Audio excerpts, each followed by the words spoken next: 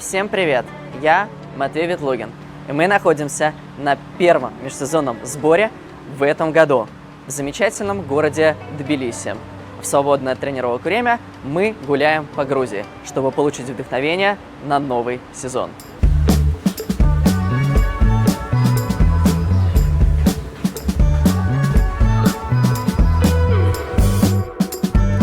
Мы обладаем такой возможностью получить бесплатные ягодки шелковицы в центре города, которые уже успели поспеть к этому времени. И они действительно вкусные. Главное только не испачкать нам одежду, потому что... Опа! Испачкал лицо только. Она потом не стирается. Будешь? Оп. Вкусно?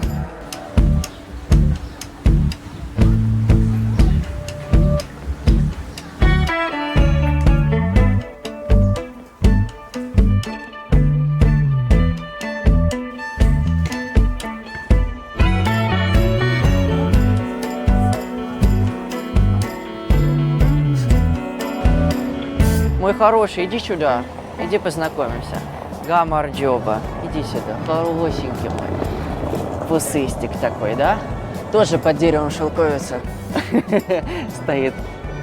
Я думаю, он вообще с ошейником, домашний, наверное. Смотрите, сохранились еще старые советские таблички, уже изрядно проржавевшие, но на которых мы можем увидеть надпись «Подъезд» на русском языке. Мы находимся на улице Александра Грибоедова. Заглянем в тихий тбилисский дворик. Я, как человек, представляющий сейчас Санкт-Петербург, обязан посмотреть именно эту часть старого города. Дворы-колодцы, которые в Питере являются тоже своего рода достопримечательностью и одной из визитных карточек северной столицы России. Не хочется, конечно, никого беспокоить, но, находясь здесь, видишь, как живут люди, которые, я думаю, уже поколениями и столетиями семьями вырастали, росли здесь. Вот мушмула, кстати, у нас растет. Вон, смотри, сколько ягод вверху. Класс. Тоже поспела, так же, как и шелковица. Не могу не обратить внимание тоже на такой момент, как манекен. Манекен без рук, стоящий на балконе на верхнем этаже этого дворика. И на нем какое-то платье. Возможно, кому-то на заказ шьют. Сразу мне напоминает о том, что пора и задуматься о своих костюмах на следующий сезон. И по возвращении со сборов начинать думать над идеями. Вообще, Тбилиси достаточно зеленый город. Я бы даже сказал, сильно зеленый город. Очень много деревьев в центре. И приятно гулять вот таким тихим озелененным улочкам. Мы забрели в еще один уголок, в еще один тихий двор. Надеюсь, мы никому не мешаем своей мини-экскурсии, в котором вот также мы можем видеть, насколько местные жители ценят то, что город зеленый, и стараются в каждом дворе соблюдать это, высаживать цветочки и создавать собственные уголки зелени, целые сады. Ох. Я ему завидую в конце рабочего дня способности так высоко прыгать. Но, опять же, не только чем, но и кем мы будем вдохновляться, да, чтобы в сезоне вот так же высоко прыгать. Но так не падать.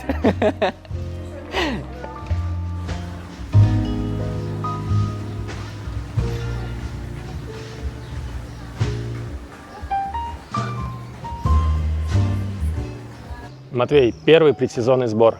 Как это? Это не всегда легко, но всегда интересно, потому что в группе Евгения Владимировича это всегда заграничный сбор. Это возможность соединить введение в новый сезон вместе с попыткой изучить историю, традиции других стран, попутешествовать вместе с набором формы к сезону. Поэтому я люблю первые предсезонные сборы, и на них еще не так сильно сказывается, на наших организмах нагрузка, потому что все равно мы входим в сезон плавно, поэтому остается и время, и сил для того, чтобы гулять по городу.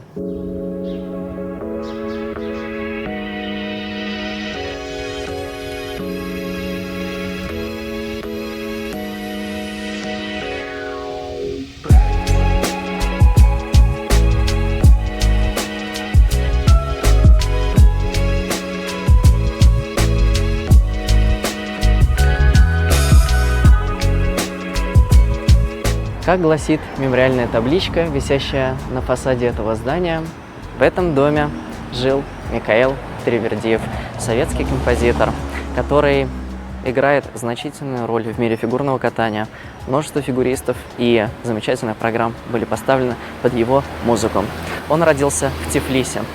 Так, на персидский манер, называется город Тбилиси, точнее назывался ранее, и прожил здесь свои первые 17 лет жизни. Давайте посмотрим, как сейчас там внутри.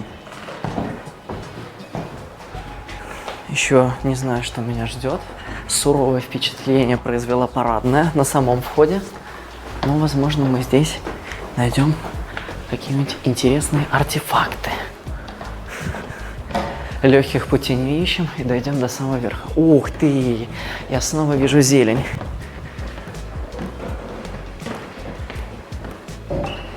Спешу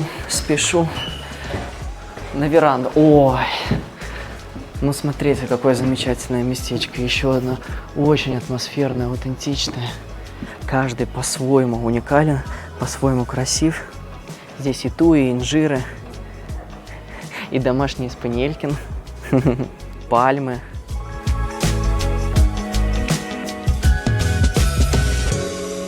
Главное, что ты понял о себе во время прошлого сезона.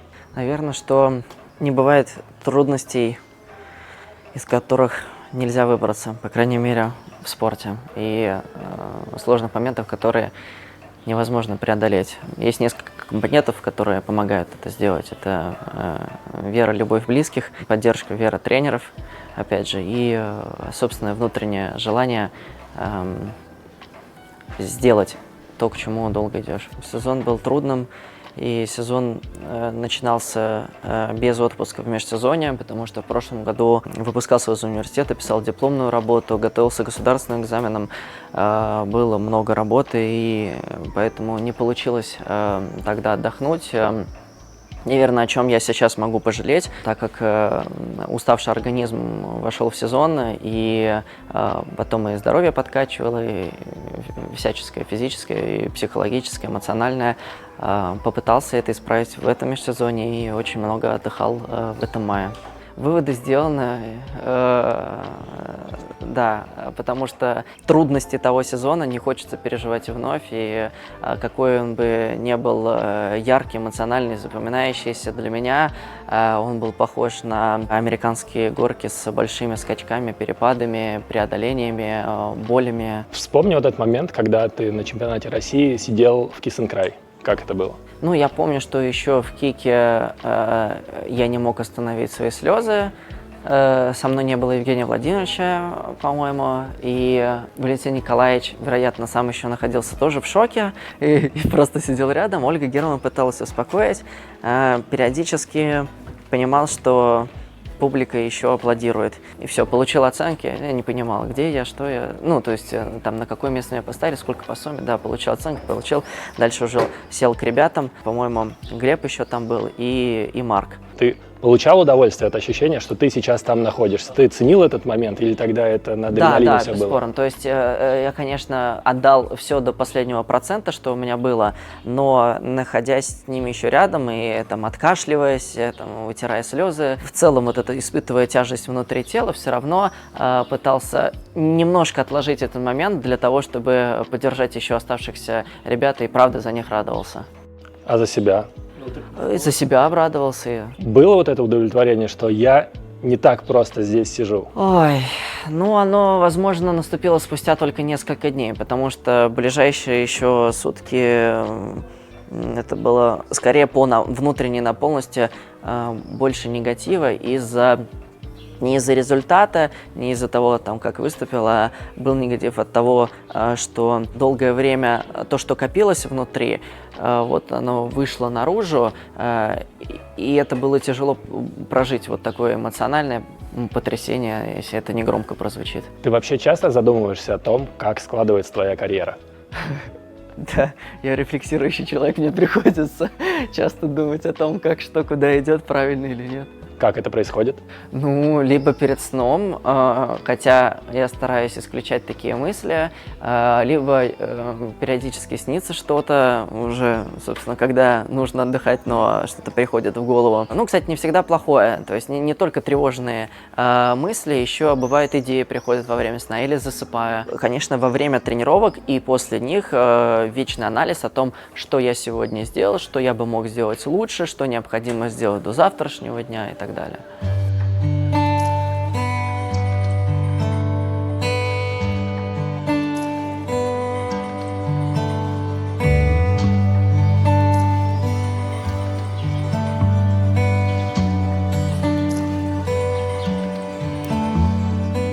Матвей, что делает тебя счастливым в жизни за пределами катка? Чем наслаждаешься? Такой философский вопрос, трудный. Ну, прежде всего, моя замечательная девушка, потом мои замечательные родители и мои не менее замечательные друзья. Я очень человеколюбивый, и поэтому я люблю давать добро и энергию плюс, и получать взамен это, наверное, ну, главное, что делает меня счастливым. То есть я максимальный экстраверт, с кем мне комфортно, готов проводить много времени вместе и вместе делать то, что мне нравится. Мне нравится гулять, смотреть, изучать постоянно вот все места, в разные уголки ездить и внутри Питера, и, соответственно, вне него, по России, по миру. Люблю просто посмотреть сериалы, когда устаешь. Вот. Тоже одно из моих любимых занятий. Прислушиваться к внутренним желаниям души, заниматься тем, что хочется в конкретный момент, тогда я счастлив.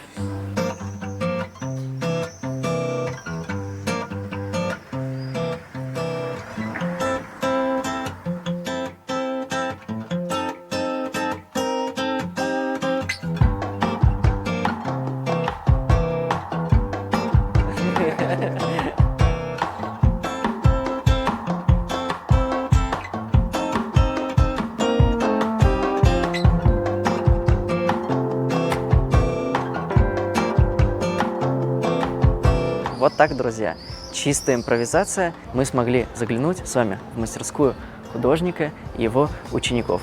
И, словно в продолжении этой темы, мы вышли на улицу, и теперь небо вот такого замечательного цвета, небесно-розового, я бы назвал так.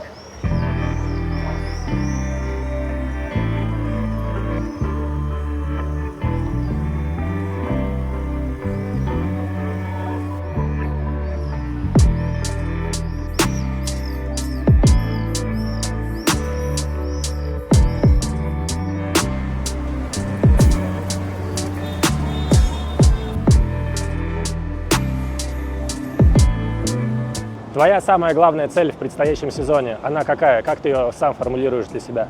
Понимаю, опять же, что может быть непросто и будут трудности, к которым я сейчас себя настраиваю, и то, что я к этому готов уже сейчас. Я все-таки хочу, чтобы это было эмоционально зрело, интересно и очень насыщенно. И, естественно, хочется, чтобы это было в основном позитивно эмоционально. И я буду доволен на 100%, если это для меня именно так сложится, и сезон будет интересным, так же, как и начинающийся в этом сезоне сбор именно в этом городе. И вот сегодня мы с вами прошлись по нему и по местам, на первый взгляд, неприметным и непримечательным для туриста, но в которых мы нашли свою красоту.